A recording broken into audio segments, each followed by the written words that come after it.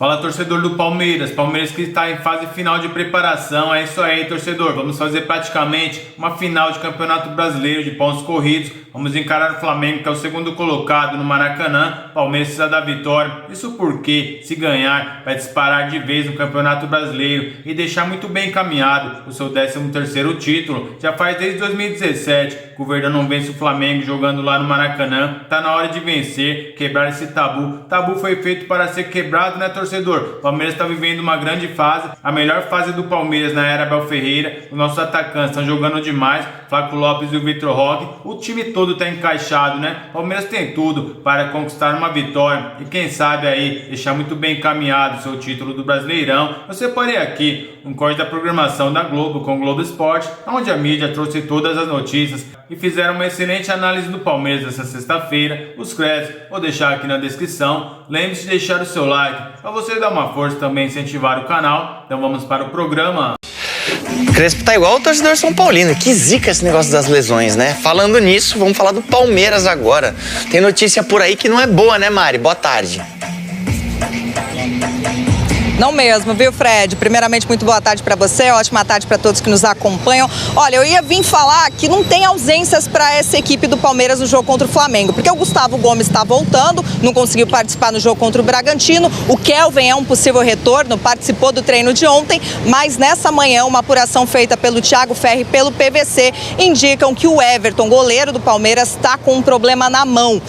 A equipe do Palmeiras, o time, ainda não confirmou essa informação, está esperando o treino hoje de 3 horas da tarde. Ele deve ainda ser reavaliado pelos médicos, mas pode ser que venha a estreia do Carlos Miguel, ele que chegou 2 semanas depois do último jogo que o Everton ficou de fora. Então, será que vem aí a estreia do Carlos Miguel, Fred?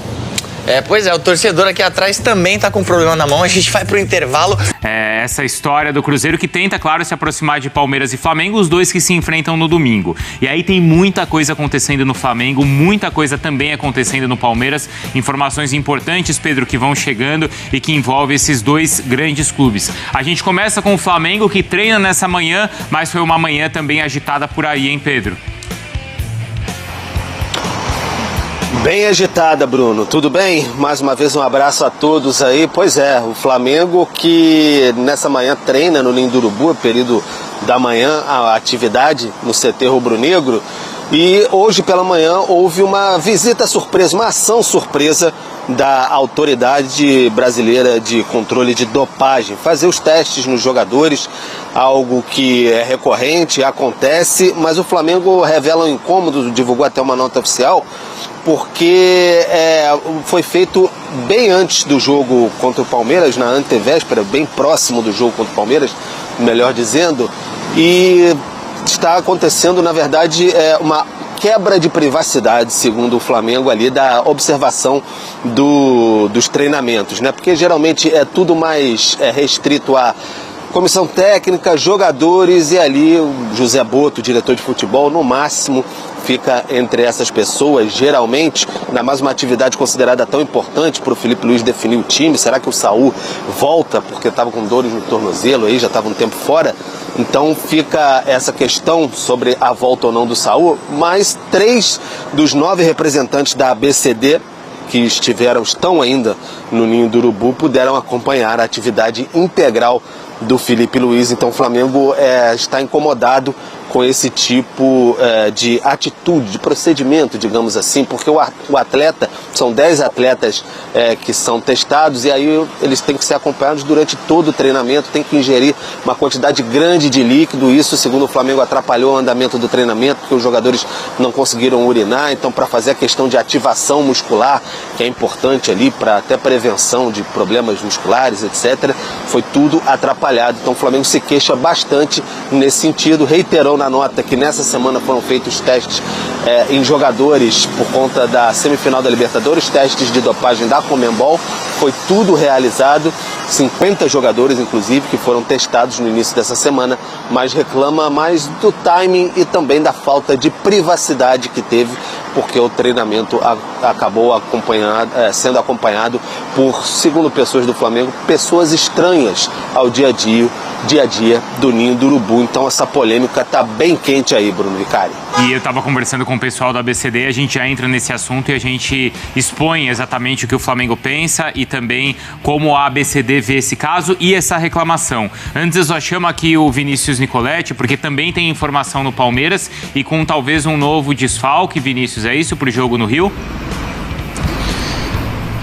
Pelo menos uma dúvida, viu, Bruno? A apuração da nossa equipe. Everton é dúvida do Palmeiras para esse confronto contra o Flamengo. Ele tomou uma pancada na mão na partida contra o Juventude, jogou contra o Bragantino com dores nessa mão, e aí é dúvida. Ele será avaliado nesta sexta-feira, também tem o treinamento do sábado, mas por enquanto aí não tem certeza da presença do goleiro titular do Palmeiras. E aí fica a questão, quem será o substituto?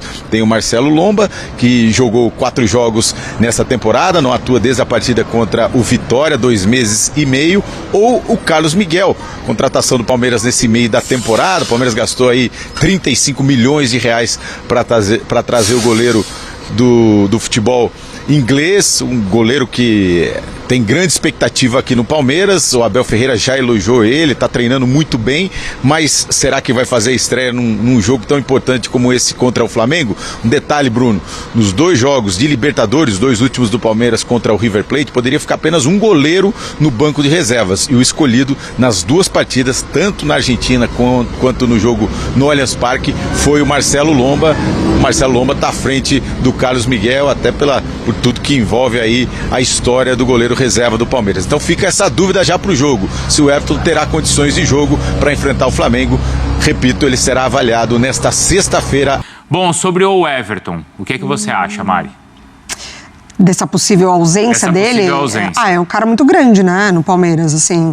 Eu acho que para além do que a gente vai debater sobre a qualidade do goleiro, enfim, mas é um cara muito grande. Acho que das ausências que a gente vem quase sempre debatendo no Palmeiras, ou por data FIFA, ou por suspensão, enfim, a do goleiro conta muito, né? Toda uma sequência ali sendo titular da equipe. Então acho que se de fato o Palmeiras ele foi muito bem no mercado, ele pegou um jovem goleiro já com um destaque absurdo.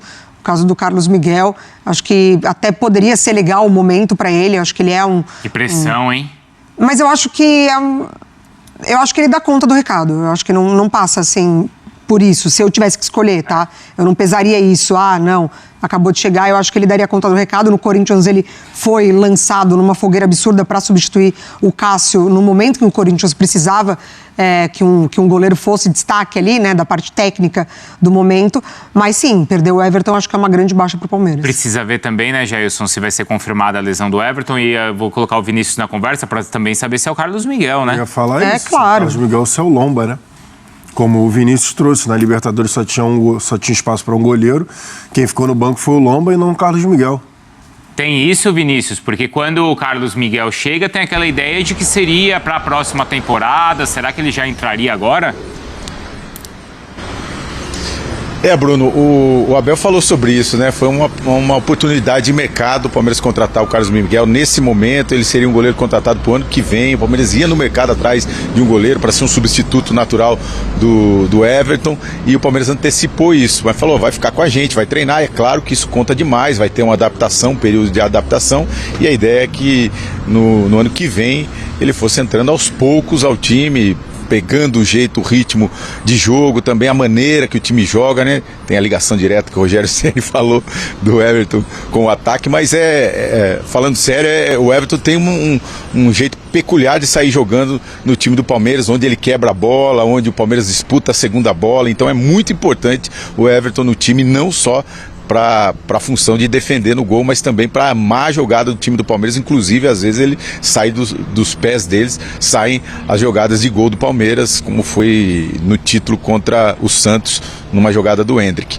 Então é muito importante essa função também. E aí o Carlos Miguel chegou, está treinando muito bem. O que a gente tem de informação é que ele está destaque nos treinamentos, mas aí tem também a fila de prioridades. O Marcelo Lomba está aqui 3 anos no Palmeiras, reserva, sabe como o Palmeiras joga, sabe como o time entra em campo, sabe exatamente esse movimento que o Ayrton faz de quebrar a bola, onde a bola vai chegar, onde tem a segunda bola. Então isso também é importante. E aí a gente viu na fila ali, ele deixou a prioridade para o Lomba, porque poderia apenas um goleiro ficar no banco de reservas nas partidas de Libertadores, nas quartas de final contra o River, e nas 2 partidas o Lomba ficou na reserva. Aliás, o Abel inclusive foi questionado sobre isso, ele não criou nenhuma polêmica, mas o Lomba está na frente, está na fila para entrar em campo. Agora, de repente, o treinador palmeirense pode surpreender também, colocando o Carlos Miguel, estreando logo num jogo tão importante. Como vocês falaram aí, ele dá conta, tem experiência para isso, foi reserva do Cássio e entrou quando precisou e deu conta do recado. Também foi assim na Inglaterra e pode ser assim aqui no Palmeiras. Mas fica essa dúvida aí, Carlos Miguel ou Marcelo Lomba? A gente não sabe.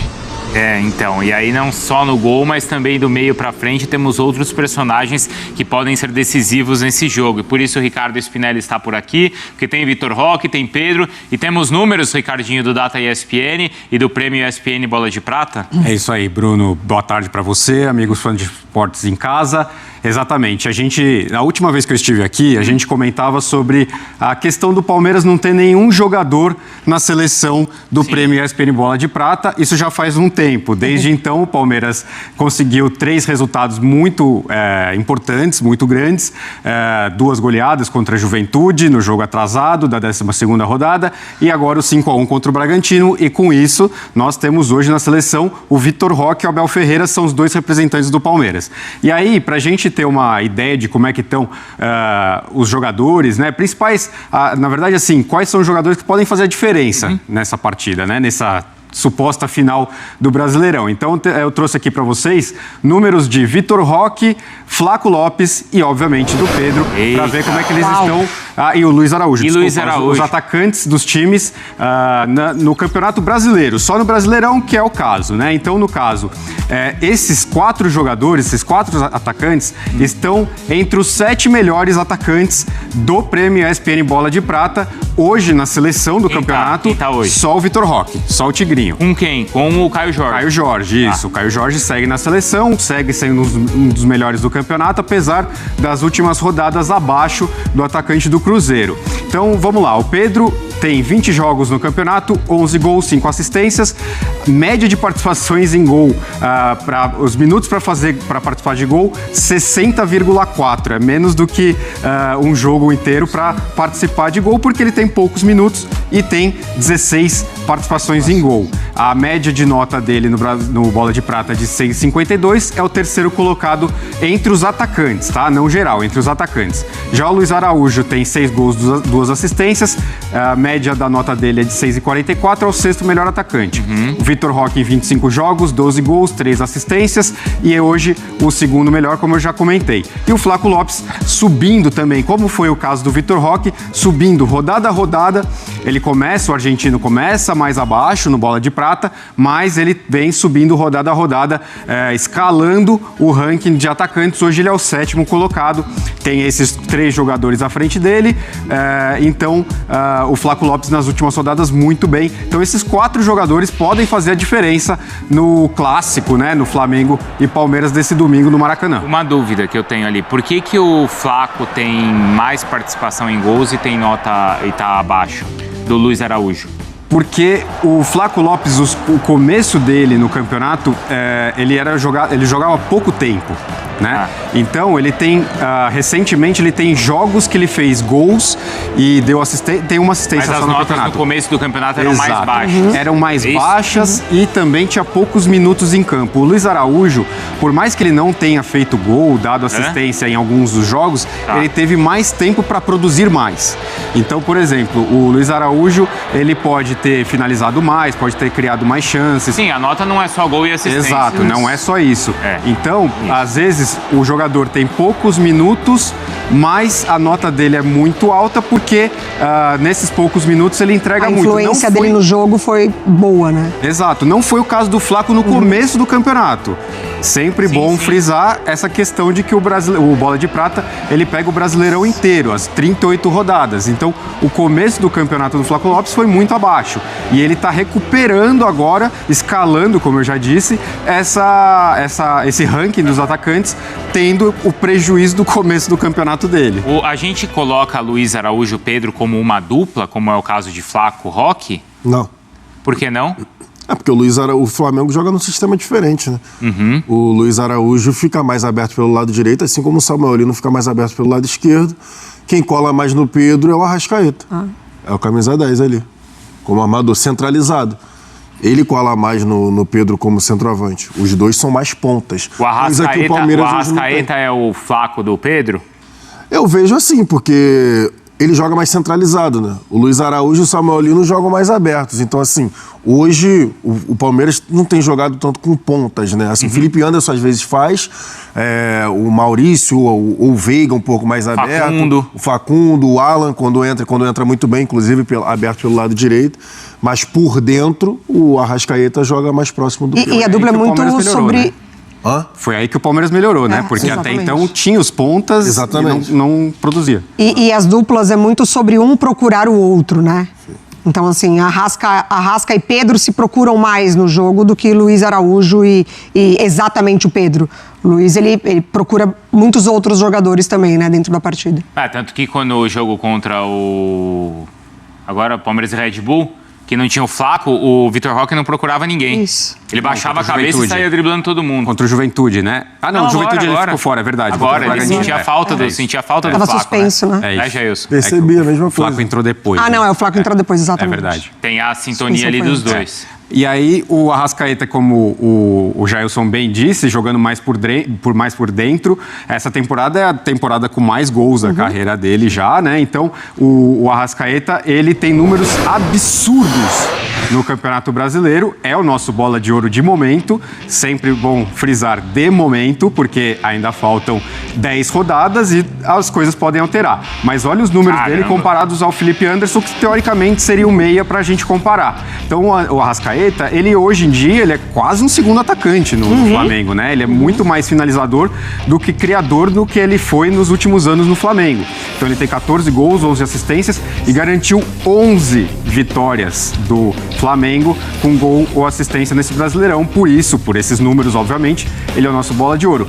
O que pode ser o ponto de virada aí pra gente fazer uma brincadeira é o histórico recente do Felipe Anderson, que cresceu. Sim. Né? Então, o Felipe Anderson, desde setembro, 2 gols, 2 assistências. O Arrascaeta, nesse período, 2 gols e 1 assistência. Então, nesses últimos um mês e meio, ele se aproximou dos números do Arrascaeta. Não vai tirar o Arrascaeta. Não digo isso. Digo mais para projetar esse domingo. Para projetar o domingo. Quem pode fazer a diferença. Então, o Arrascaeta vem muito bem ao longo do ano. O Felipe Anderson não tão bem quanto, mas recentemente o Felipe Anderson teve um crescimento de produção muito significativo e com isso ele também, que não estava entre os 10 primeiros do Bola de Prata, hoje ele já figura entre os 10 melhores meias do campeonato. Pode ser que brigue pelo prêmio, ainda está muito distante dos jogadores que estão lá, que por enquanto são Arrascaeta, Alan Patrick e Matheus Pereira, mas ele pode brigar por esse prêmio. Boa, Ricardinho. Obrigado, viu? Valeu. Então, Ricardinho trazendo esses destaques do Prêmio ESPN Bola de Prata que podem ser decisivos no domingo. Agora a gente também conta bastidores de Flamengo e Palmeiras no nosso bloco do Fala Fonte. Valeu, Ricardinho.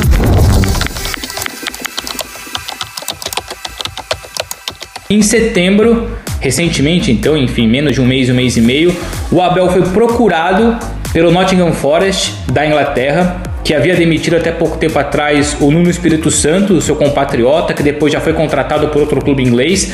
E naquele momento, o Abel, já num processo muito bem avançado, muito bem encaminhado com a leila de renovação no Palmeiras, ele recusou mais uma proposta. Ou seja, dá para elencar aqui pelo menos 10 propostas ou 10 investidas que o Abel recusou nos últimos meses, nos últimos anos, sendo a última delas o Nottingham Forest da Inglaterra. E conversando com pessoas próximas ao Abel, a resposta foi o seguinte: o Nottingham Forest não entrega para o Abel aquilo que o Palmeiras entrega: um salário acima da média, um projeto acima da média, brigar por títulos frequentemente, família feliz, relação boa com a diretoria. Então o Abel, pelo que eu entendi, e não é novidade essa parte, só troca o Palmeiras por um tubarão do futebol europeu. A informação do Bruno Andrade, então, o maior da história alviverde, os números do Abel, ou do Palmeiras desde a estreia do Abel. 384 jogos já, o aproveitamento é de 65%, a média de gols é de 1,7, gols sofridos 0,8, 10 títulos conquistados. Felipe Silva, o Bruno Andrade trazendo pra gente, então, essa informação que o Nottingham Forest, na saída no Espírito Santo, cogitou contratar o Abel, mas o Abel nem começou a conversa. É mais uma recusa do Abel para um time europeu, né? Boa tarde, Bruno, Mari. De Premier League, né? De Premier League, Jailson. Acho que ele, até como o Bruno falou, ele só vai trocar o Palmeiras por um gigante europeu. E não tá aparecendo nenhum gigante europeu desse nível que ele tá querendo. E o torcedor do Palmeiras pode ficar feliz, assim. Tá bem encaminhada a renovação, Bruno.